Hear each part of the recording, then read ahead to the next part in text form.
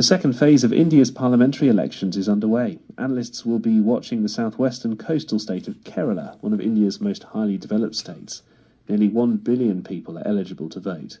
Here's Nikhil Inamdar. 89 constituencies across some 13 states will go to the polls in the second phase. All eyes are on the southern state of Kerala, where all 20 seats will vote.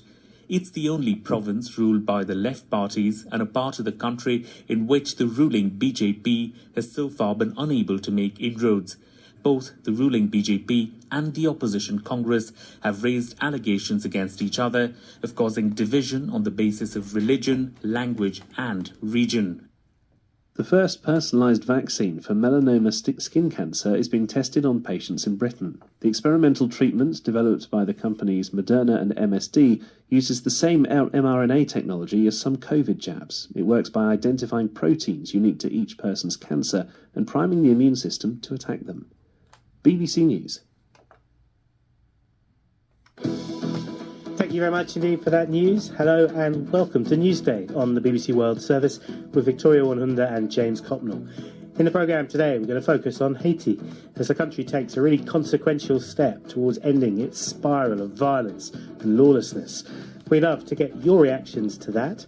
The number is +44 77 86 20 50 85. That number works for WhatsApp and for text messages. We'll head to Columbia University in New York too, epicenter of US student protests against the war in Gaza, and we'll find out how Bhutan has managed to vaccinate almost every child in the kingdom.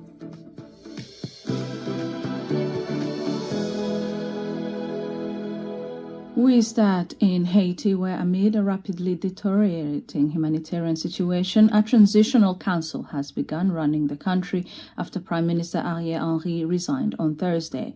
A recent outbreak of violence forced officials to move the ceremony from the National Palace to the outgoing Prime Minister's office.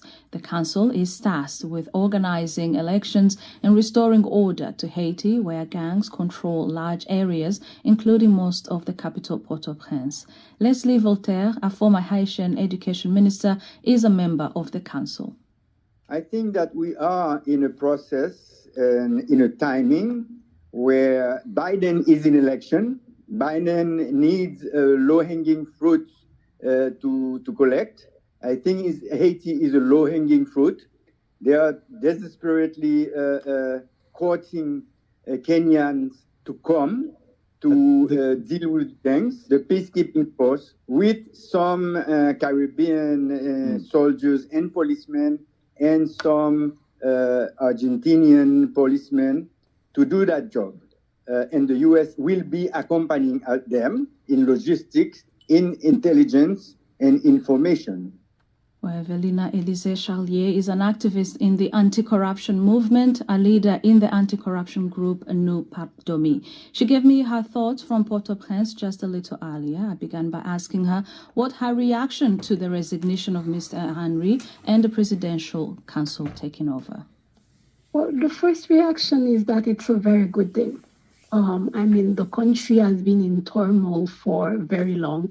We have been without a functioning government for very long. And security, gangs, the criminal killing us has been going on for too long. So I think it's a very good thing that the politicians could come together and put themselves in that presidential college and that we will finally head to some stability with the end goal being elections being organized in the shortest possible time. Is that what with the right conditions, of course?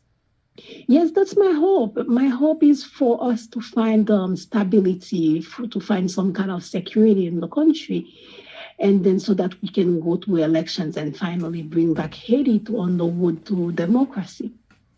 How